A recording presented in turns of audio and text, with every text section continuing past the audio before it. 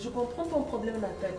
Je crois que tu as besoin d'un spécialiste en droit de la famille. Droit de la famille? C'est quoi ça? Le droit de la famille est une branche du droit privé qui concerne uniquement les familles.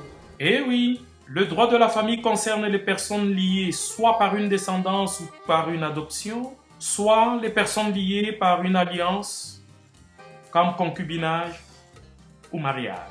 Si vous avez un litige ou un différend avec l'un des membres de votre famille, c'est le droit des familles qui vous intéressera. À mon avis, tu dois consulter un avocat. Oh, je connais un avocat. Un tonton à moi. Ah bon? Oui, c'est bon.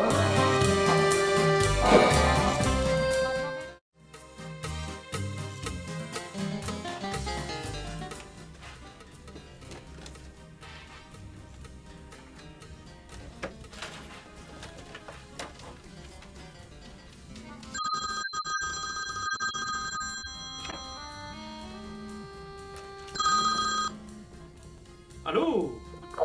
Allô, bonjour maître Jean-Charles. Il y a Nathalie pour toi. Ah, ok, elle peut rentrer. Merci. Ok, au revoir.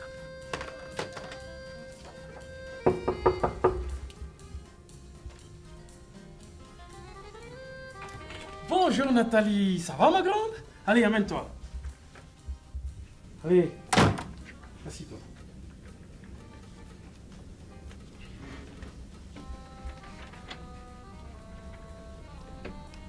Quelle nouvelle? Comment vont tes parents? Un problème? Ils ont décidé de divorcer. Je croyais qu'ils avaient réglé leur problème. Oh. Que vas-tu faire? Je ne sais pas. Je me pose des questions. Je veux comprendre pourquoi. Qu'est-ce que je deviendrai? Je vois. Tu sais, Nathalie, je te comprends. C'est pas facile, hein? Oh là là. Mais au fait, pendant que j'y pense, tes parents ne peuvent pas divorcer. Ils ne peuvent pas avoir un jugement de divorce. Comment ça? Eh oui, Nathalie. En droit de la famille, deux personnes n'acquièrent pas la qualité de mari et femme ou d'épouse par le fait qu'ils vivent ensemble, qu'ils ont des enfants, qui mènent leur vie conjugale ensemble. Pas du tout. Même si ces deux personnes s'appellent mari et femme ou époux et épouse. Tu comprends ça? Parce qu'en droit de la famille, pour être légalement marié, être considéré comme mari et femme, légalement, il faut qu'il y ait une cérémonie de mariage légalement prononcée. Mais tes parents n'ont jamais eu de cérémonie de mariage légalement prononcée. C'était juste deux adultes consentants qui décident d'habiter ensemble. Alors qu'est-ce qu'ils sont? Ce sont des conjoints de fait. Et les conjoints de fait ne divorcent pas? Bon. Mettons les points sur les i. OK? Lorsque deux personnes décident de se mettre ensemble et de vivre leur vie sans être légalement mariés, tu me suis? On les appelle des conjoints de fait, comme je l'ai dit. Mais, lorsque les deux personnes décident de se séparer, ok, on ne parle plus d'un divorce parce qu'ils ne sont pas légalement mariés. Alors, on parle d'une séparation. Donc, puisque mes parents ne sont pas légalement mariés, ils ne peuvent pas se divorcer, mais se séparer. C'est exactement ça. Excellent résumé.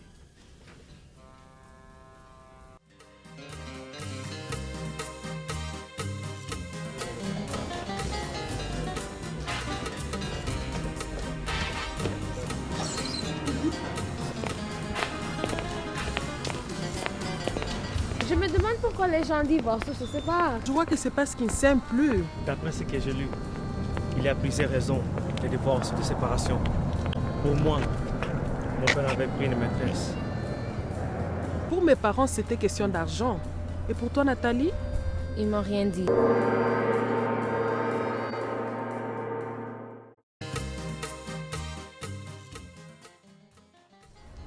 Tu sais, Nathalie, une des choses que tu dois savoir dans la séparation de tes parents, enfin qui te concerne directement, c'est la question de ta garde. Tu comprends? Ma garde? Oui. Qu'est-ce que tu veux dire? Ok. Lorsque deux parents se séparent, on ne peut pas couper un enfant en deux, tu comprends?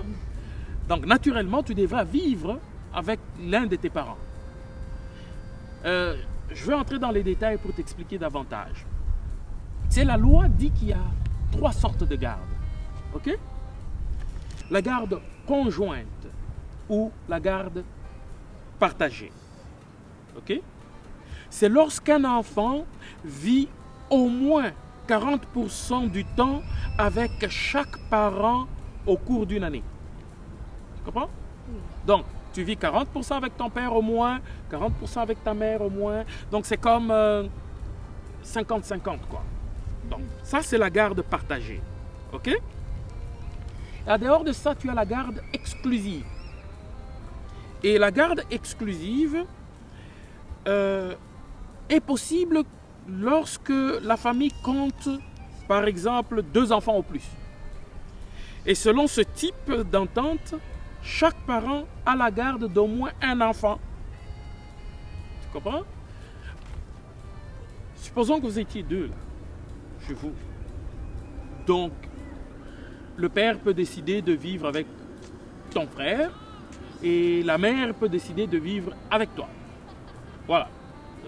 Toute l'année, tous les temps qui restent jusqu'à ce que tu sois majeur. Ok? Ça, c'est la garde exclusive. Tu comprends? Et on dit ici que selon ce type d'entente, chaque parent a la garde d'au moins un enfant. C'est-à-dire, au moins un enfant vit avec l'un des parents plus de 60% de temps au cours d'une année.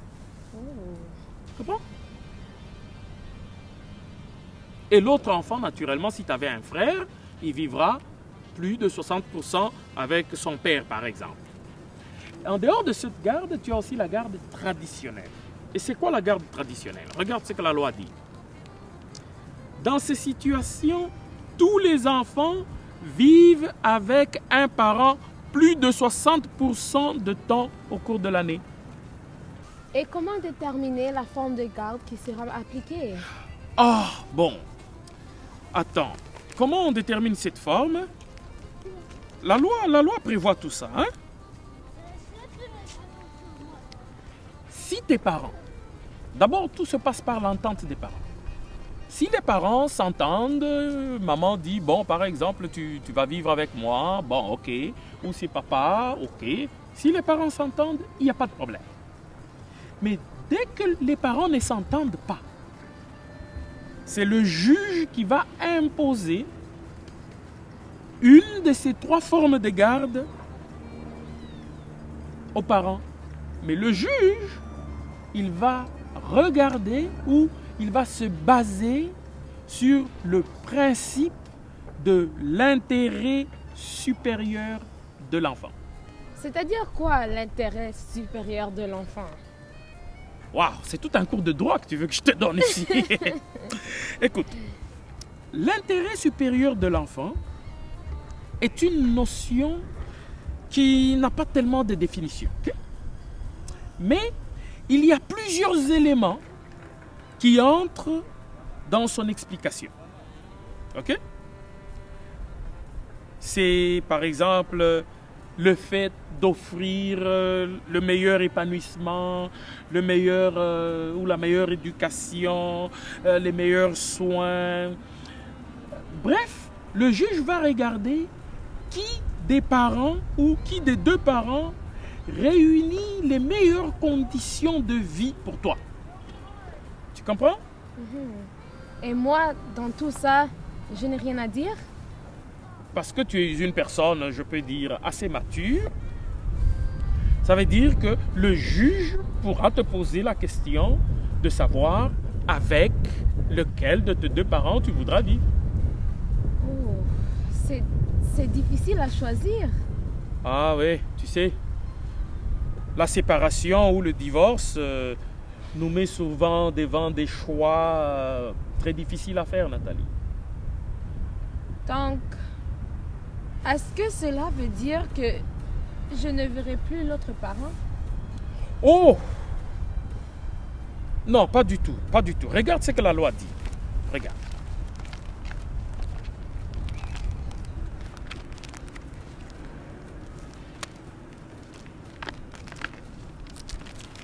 Regarde. La loi prévoit le droit d'accès, ok, de l'autre parent à l'enfant. Ça veut dire c'est le droit de visite ou le droit des sorties, tu vois, avec, du parent avec l'enfant. Le parent non gardien peut alors obtenir un droit de visite ou de sortie afin de conserver ses liens avec l'enfant. Ça veut dire ceci. Oui, tu décides de vivre par exemple avec ta mère, ou oui, tu décides de vivre avec ton père. Ta mère a le droit de sortir avec toi, a le droit de venir te visiter. Tu comprends? C'est pour que le lien puisse être gardé entre vous, tu vois? Mais on dit ici, ce droit doit être respecté par les deux parents. Ça veut dire, si tu vis avec ta mère, par exemple, et que ton père a droit de visite, une visite par semaine, supposons un mercredi après-midi. Il ne faut pas que ta mère dise mercredi après-midi, on t'envoie au théâtre ou quoi que ce soit. Non, non. Mercredi après-midi, c'est le jour où tu as droit de visite avec ton père. Tu comprends? Donc, la mère doit respecter ça. Et au cas contraire, on dit ici, dans le cas contraire, l'un des parents peut, selon la situation, entamer des procédures pour modifier ou annuler le droit de visite ou de sortie. Wow! Ouais. C'est compliqué ça. Et les grands-parents, est-ce que je les verrai? Oh oui, oui, naturellement. Non, non, t'as pas... Regarde. La loi est précise sur ces choses, hein. Ici. Parmi les personnes qui ont le droit de visite, il y a aussi les grands-parents. OK? Il faut noter que il faut noter que le droit de visite ne peut être refusé ou supprimé que pour des motifs graves, tels que violence, alcoolisme, risque d'enlèvement, etc. Tu comprends? Donc oui, tu as droit à tes grands-parents. Oui, tu as accès à l'autre parent qui ne te garde pas. Mais pour certains motifs, par exemple, si on réalise que ton père est un super alcoolique, ou que non, ta mère risque de t'enlever, de fuir, ou peut-être que l'autre parent est violent, bon. Mais ça, ce sont des choses que le juge va voir. Mais dans ton cas, pour bien te répondre directement, oui, tu as droit à la visite du parent avec lequel tu n'habiteras pas. Et oui, tu as droit à voir tes grands-parents. Tu as accès à tout ça. Tu comprends? Je sais que c'est difficile, hein? Mais que veux-tu, Nathalie? Si les parents ne s'entendent pas, peut-être mieux vaut se séparer, non? C'est ça.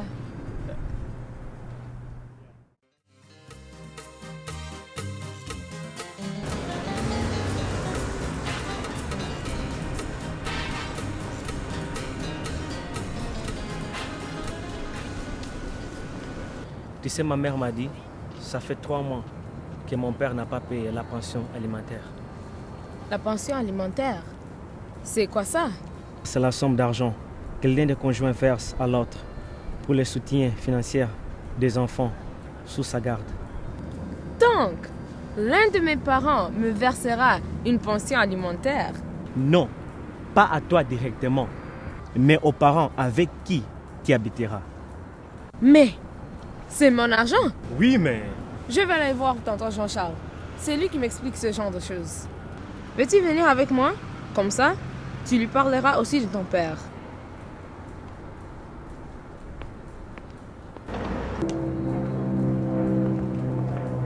Oh, bonjour tonton Jean-Charles. Ah, Nathalie, comment ça va? Ça va bien, c'est mon ami Jean-Marc. Ah, Jean-Marc, Jean-Charles Desas. Tu vas bien? C'est moi que tu es venu voir? Oui, c'est ça. Ah bon. Bon, écoute, je vais à la voiture, allez, on s'en va? Ok. Comme je te disais l'autre fois, les deux parents ont l'obligation de subvenir aux besoins de leurs enfants. Le parent qui n'a pas la garde des enfants doit payer un certain montant en argent pour aider l'autre parent à subvenir aux besoins des enfants. Et c'est ce montant-là qu'on appelle la pension alimentaire. Et c'est combien cet argent? Le montant du paiement de la pension alimentaire est fonction du revenu et dépend aussi du nombre d'enfants. De toute façon, ce que vous devez retenir, c'est qu'il y a plusieurs éléments qui entrent en jeu dans le calcul du montant de la pension alimentaire et même de la personne qui doit la payer. Mon père, il ne paye plus la pension alimentaire. Oh, il se met dans des troubles inutiles. Il est obligé de payer. Ta mère peut contacter immédiatement le BOF. C'est quoi le BOF? Le BOF, c'est le Bureau des obligations familiales. Le BOF aide les familles de l'Ontario à obtenir les paiements des pensions alimentaires auxquelles elles ont droit en mettant en exécution les obligations de paiement ordonnées par le tribunal. Le BOF utilise plusieurs moyens pour faire payer le parent récalcitrant. Entre autres, une saisie arrêt des comptes bancaires, une saisie arrêt de l'argent qu'il pourrait recevoir du gouvernement, par exemple de Revenu Canada, la suspension du permis de conduire, la suspension de son passeport canadien et de ses permis fédéraux, tels qu'un brevet de pilote, s'il est pilote, ou un permis de navigation. Le gouvernement pourra suspendre tout ça. On peut aussi signaler cette situation aux organismes professionnels auxquels ton père appartient. Si ton père est médecin, on peut signaler à l'ordre des médecins. Si ton père est ingénieur, on peut le signaler à l'ordre des ingénieurs. On peut même demander la tenue d'une audience pour défaut de versement de la pension alimentaire, ce qui pourrait exposer ton père à une peine d'emprisonnement maximale de 180 jours. On peut même afficher ses renseignements personnels sur le site lesbonsparentspaye.com pour dire que c'est un parent ou un papa qui ne paye pas la pension alimentaire. Donc tu vois, ton père doit tout faire pour payer la pension alimentaire. De toute façon, ce que tu dois lui dire, c'est lui répéter ce que je t'ai dit. Peut-être qu'il pourra se sentir obligé de payer la pension alimentaire avant que ça ne tourne mal.